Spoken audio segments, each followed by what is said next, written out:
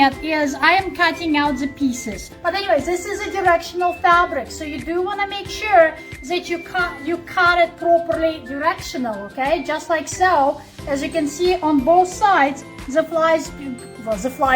bees are going the right direction. They're flying the right direction. They're flying the right direction. Exactly. I almost made them that way. That would look funny. Okay. As you can see, all our pieces are lined with fusible fleece. Okay.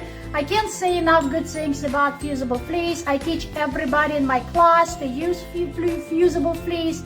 I find the pieces are much more sturdy. The fabric doesn't overstretch. You don't have to worry as much about your seams, although I do use a triple stitch seam on all of my funky friends. And the reason for that is because I like those seams, like you can barely see those seams and you can put a lot of stuffing in them. So those cows, this particular cow is very sturdy. So what I have done here is, this is the biggest piece, okay? The body of the cow is the biggest piece.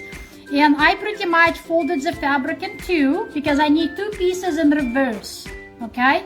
So I folded in two, and I have my paper pattern weights right here, beautiful cave pattern weights, okay? Now, you can use a marker to line out the shape. I don't bother with that anymore. So I just go ahead and do make sure that your blade is very sharp because you're cutting through fusible fleece, 2 layers of fabric, and pretty much quite a few things. Okay? 2 layers of fusible fleece, yeah. Yeah, I know, right?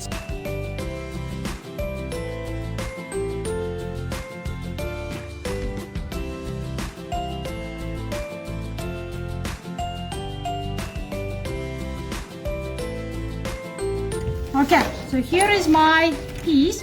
I do like to organize them by the shape.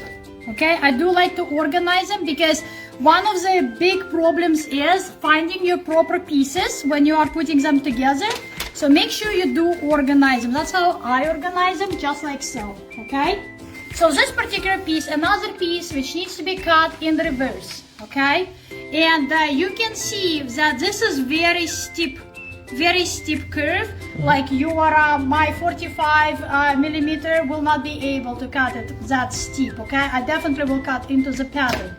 Again, make sure that your direction of fabric is appropriate.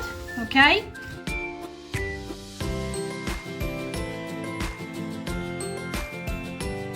I will just outline my curves because I know that this is way too steep for my rotary cutter. Okay, so when I'm gonna be cutting it, okay, I'm actually gonna cut right across, just like so.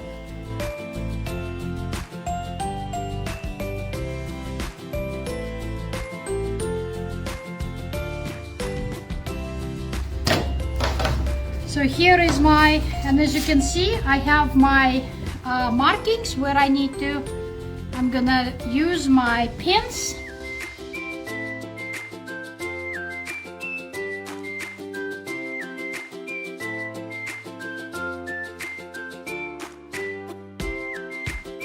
So here we go, look at that, how fast it was, eh? That was super fast. Super fast, right?